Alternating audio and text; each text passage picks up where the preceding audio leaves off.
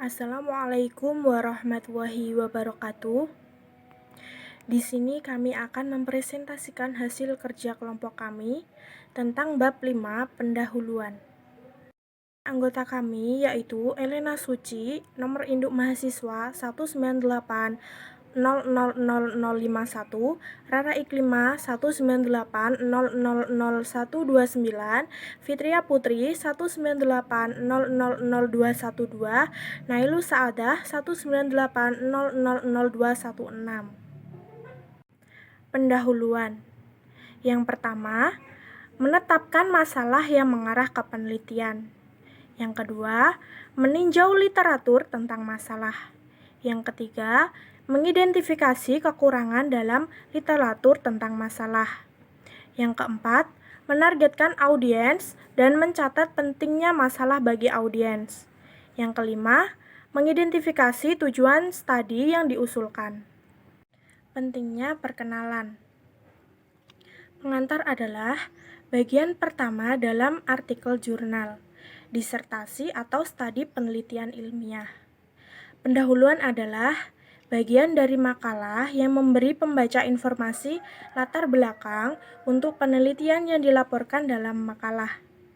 Pendahuluan menetapkan masalah atau perhatian yang mengarah pada penelitian dengan menyampaikan informasi tentang suatu masalah.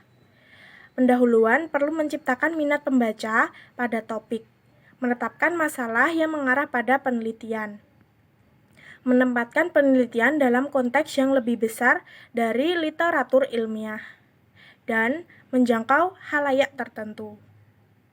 Sebuah abstrak untuk studi. Abstrak adalah ringkasan dari isi penelitian dan memungkinkan pembaca untuk dengan cepat mensurvei elemen-elemen penting dari sebuah proyek. Ada komponen utama yang akan disertakan dalam abstrak. Komponen utama abstrak tersebut adalah, yaitu mulailah dengan isu atau masalah menyebabkan perlunya penelitian. Yang kedua, tunjukkan tujuan studi.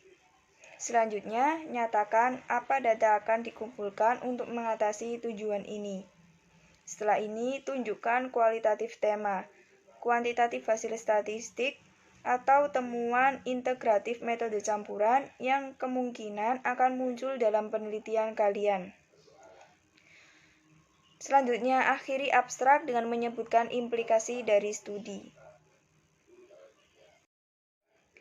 Pengenalan metode kualitatif, kuantitatif, dan campuran. Kualitatif.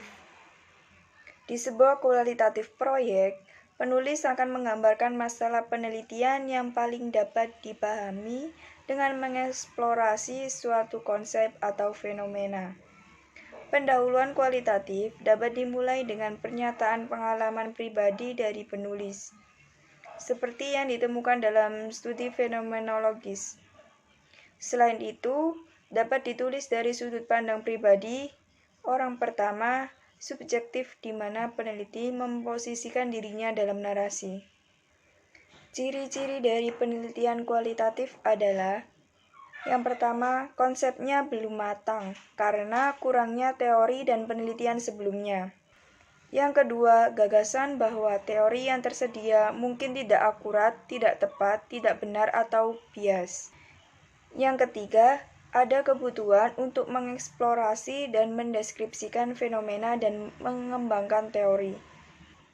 Yang terakhir, sifat fenomena mungkin tidak sesuai dengan ukuran kuantitatif. Kuantitatif.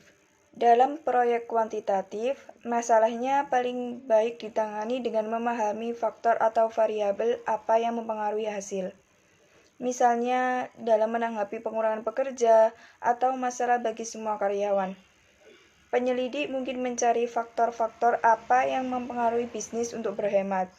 Selain itu, dalam pengantar kuantitatif, peneliti terkadang mengajukan teori untuk diuji. Dan mereka akan menggabungkan tinjauan substansional dari literatur untuk mengidentifikasi pertanyaan penelitian yang perlu dijawab. Pendahuluan kuantitatif dapat ditulis dari sudut pandang impersonal dan dalam bentuk lampau. untuk menyampaikan objektivitas. Campuran. Metode campuran dapat menggunakan pendekatan kualitatif dan kuantitatif atau beberapa kombinasi untuk menulis pendahuluan.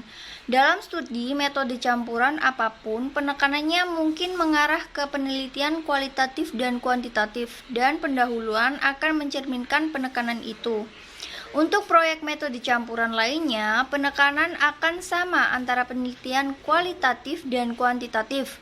Dalam hal ini, masalahnya mungkin satu, di mana ada kebutuhan untuk memahami secara kuantitatif hubungan antara variabel-variabel dalam satu situasi dan mengeksplorasi topik secara kualitatif yang lebih mendalam. Sebuah model untuk pengantar. Perbedaan di antara berbagai pendekatan ini kecil dan sebagian besar berhubungan dengan berbagai jenis masalah yang dibahas dalam studi metode kualitatif, kuantitatif, dan metode campuran akan sangat membantu untuk mengilustrasikan pendekatan untuk merancang dan menulis pengantar studi penelitian yang mungkin digunakan peneliti terlepas dari pendekatan mereka. Pembaca akan menemukannya muncul berulang kali dan banyak studi penelitian yang diterbitkan. Kemudian terdiri dari 5 bagian dan paragraf terpisah dapat dikhususkan untuk setiap bagian.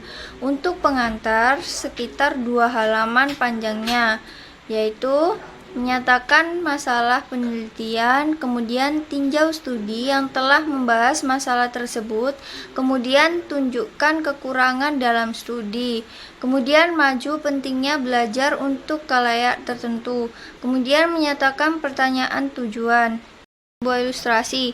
Sebelum meninjau setiap bagian, berikut adalah contoh yang sangat baik dari studi kuantitatif yang diterbitkan oleh Terenzini, Sabrera, Colbeck, Brodsclown, dan Parente tahun 2001 di Jurnal Pendidikan Tinggi dan berjudul Keberagaman Ras dan Etnis di Kelas. Dicetak ulang dengan izin mengikuti setiap bagian utama dalam pendahuluan.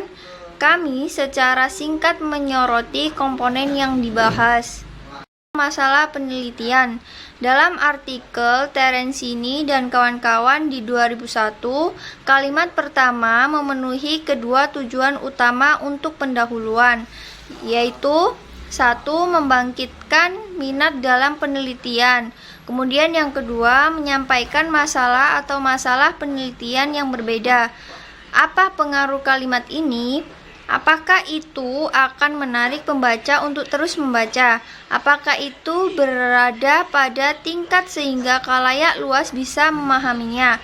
Pertanyaan-pertanyaan ini penting untuk membuka kalimat, dan mereka disebut akait naratif. Istilah yang diambil dari komposisi bahasa Inggris yang berarti kata-kata yang berfungsi untuk menarik dan melibatkan atau mengaitkan pembaca ke dalam studi.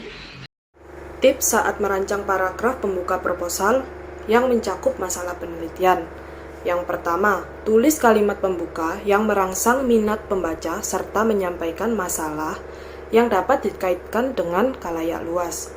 Yang kedua, sebagai aturan umum, jangan menggunakan kutipan, terutama yang panjang dalam kalimat utama, karena akan sulit bagi pembaca untuk memahami gagasan kunci yang Anda ingin mereka lihat.